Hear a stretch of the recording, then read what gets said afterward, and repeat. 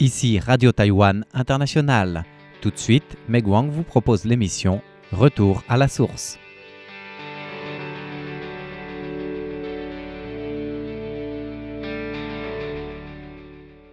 Bonjour à tous, aujourd'hui nous allons nous intéresser aux tridacnés, les bénitiers qui sont magnifiques dans le milieu marin, mais qui sont malheureusement classés comme menacés à l'échelle internationale.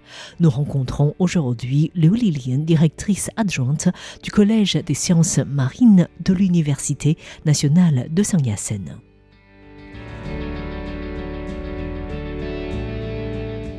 Aujourd'hui, nous allons parler des tridacnés, un genre de mollusque bivalve. C'est finalement un animal marin qui sollicite de nombreuses imaginations avec sa taille hors du commun et ses couleurs intenses. Ces tridacnés font également souvent de concours de beauté avec des coraux.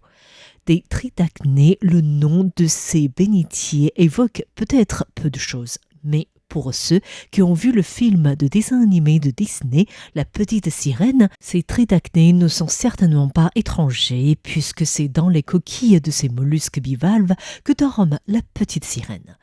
Les tridacnés font partie des 7 trésors bouddhistes qui semblent avoir le pouvoir d'éloigner le mal et protéger les descendants des humains. Ces coquilles gigantesques sont largement exploitées dans le monde et de nos jours, il est extrêmement difficile de les retrouver en mer, tout au moins dans les zones proches de Taïwan. Les tridacnés sont déjà classés à l'annexe 2 de CITES, c'est-à-dire qu'ils font partie des espèces qui, bien que n'étant pas nécessairement menacées actuellement d'extinction, et pourraient le devenir si le commerce de leurs spécimens n'était pas étroitement contrôlé. En mai 2022, la toute nouvelle commission ministérielle des affaires maritimes avait fait une annonce en prévision d'amender l'annexe des animaux marins pour la protection. Dans cette annonce, 7 espèces des tridacnés étaient listées comme animaux à protéger. Cette annonce fait suite à une enquête sur les tridacnés effectuée par la commission en 2021. À l'issue de cette enquête, il a été constaté que les différentes espèces de bénitiers sont plutôt rares en mer. Leur densité était de 0,25 à 6,65 seulement par 100 mètres carrés. Cette annonce devait être publiée pendant 60 jours pour devenir officielle. Mais finalement, 60 jours ont passé, rien n'a été modifié. Malheureusement, récemment, il y a des touristes qui ont vu dans un restaurant des fruits de mer la vente d'un bénitier sauvage exposé directement dans un aquarium à la fameuse plage tropicale de Kending, dans le sud de Taïwan. Furieux de voir cette vente, les touristes ont formulé une plainte auprès du bureau de gestion du parc national naturel de Kending. Or, lorsque ce dernier a agi en envoyant des agents pour l'inspection, le restaurateur a déjà vendu ce bénitier. Mais aucune sanction n'a pu être infligée. Selon la loi sur la protection des animaux, étant donné que ce genre de mollusque bivalve n'était pas officiellement protégé dans le pays, il était difficile de sanctionner le restaurateur. Même s'il est interdit de les pêcher dans les parcs naturels nationaux, conformément à la loi, pour l'application de toute sanction, il fallait prouver que ces bénitiers en question étaient pêchés dans les parcs naturels. Étant donné que lors de l'inspection, le tridacné en question était déjà vendu, il était impossible de contrôler ou sanctionner cette vente. Actuellement, à Taïwan, seules les îles des Pescadores ou des Penghu interdisent la pêche ou la vente des tridacnés. Liu Lilian, directrice adjointe du Collège des sciences marines de l'Université nationale de Sun Yat-sen, nous présente tout de suite ces mollusques bivalves. Les tridacnés ou les bénitiers sont finalement des mollusques avec des coquilles gigantesques qui faisaient partie des aliments. Cet aliment était consommé en Occident et en Orient. En Orient, le monde chinois consommait les bénitiers essentiellement pour les pétoncles séchés qui sont des muscles adducteurs des tridacnés. Ces derniers sont finalement des mollusques bivalves gigantesques. De manière générale, lorsque nous parlons des mollusques bivalves, comme des huîtres par exemple, leur taille maximale atteint celle d'une main. Mais concernant les tridacnés, à travers les recherches à l'échelle internationale, les coquilles de ce mollusque peuvent atteindre les 1,50 m de long. Bien entendu, les 12 ou 13 espèces de la famille des tridacnés qui existent dans le monde n'ont pas forcément une taille aussi grande. Il s'agit notamment des tridacnés géants. Jusqu'à aujourd'hui, les tridacnés restent un animal dont le nombre d'espèces exact est inconnu. Il est difficile de nos jours de déterminer le nombre exact d'espèces de bénitiers. Avec les progrès en biologie moléculaire, des espèces cryptiques qui avaient été référencées comme une seule et même espèce par le passé en raison de leur ressemblance morphologique sont de plus en plus distinguées et identifiées. Du côté de Taïwan, nous avons identifié ainsi 2 espèces qui avaient longtemps été confondues avant 2014. Il s'agit des tridacnés de Noé et des tridacnés maxima. Leur taille est de 40 cm environ. Aux alentours de Taïwan, nous n'avons pas retrouvé des tridacnés géants ces 10 dernières années.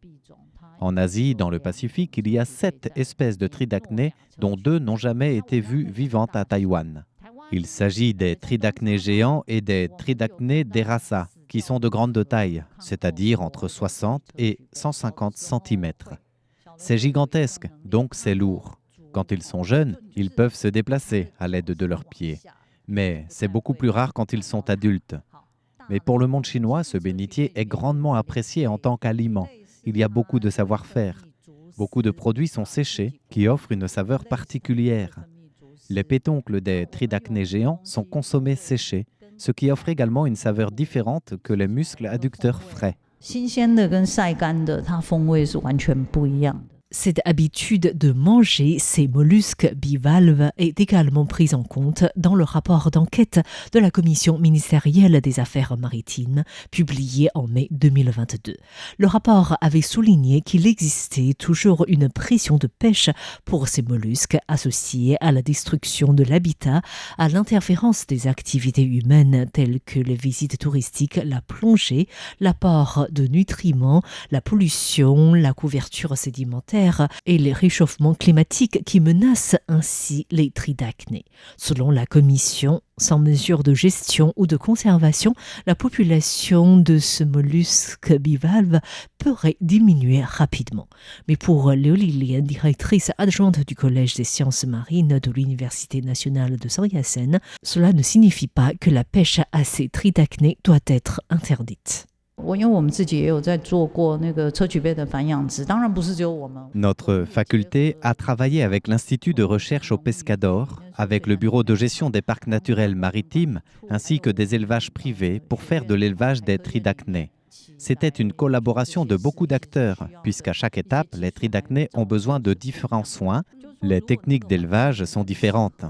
Les bénitiers qui sont élevés dans un environnement approprié peuvent grandir rapidement, surtout durant la première année. Ils peuvent grandir de 12 cm. Mais cette croissance se ralentit par la suite, pour descendre à seulement 4, voire 5 cm par an. Les tridacnés sont comme des coraux, c'est-à-dire qu'ils sont recouverts d'algues unicellulaires vivant en symbiose. Les tridacnés grandissent avec l'ensoleillement. C'est ainsi un élevage amical envers l'environnement. Ainsi, le fait que les pays du Pacifique Sud les élèvent pour l'alimentation est tout à fait logique. Il est difficile de juger ce genre de consommation alimentaire, même si le nombre des tridacnés diminue dans le monde. C'est grâce aux algues unicellulaires qui vivent en symbiose avec ces tridacnés que ces coquilles sont admirées par ces belles couleurs. C'est un animal qui embellit la vue des plongeurs. D'après les différentes recherches, les êtres humains ont commencé à utiliser les coquilles des tridacnés il y a fort longtemps. En plus des objets de décoration, les aborigènes taïwanais exploitent également ces coquilles à des fins différentes. Chez certains groupes autochtones, les tridacnés sont des objets de culte, mais pas que. Chez les aborigènes du groupe Tao de l'île des Orchidées, les coquilles des tridacnés sont brûlées pour être utilisées dans la construction des bateaux. Ces coquilles sont en carbonate de calcium.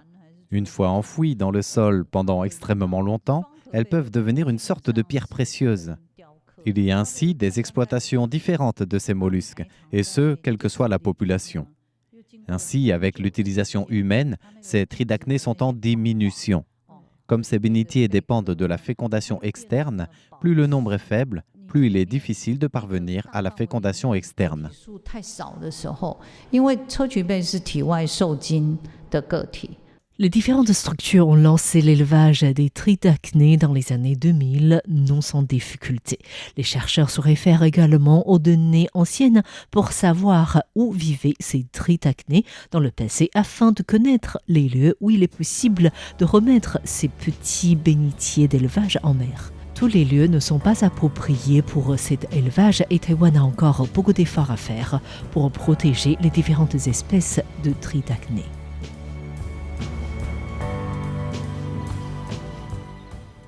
Merci de votre écoute, c'était Meguan pour RTI.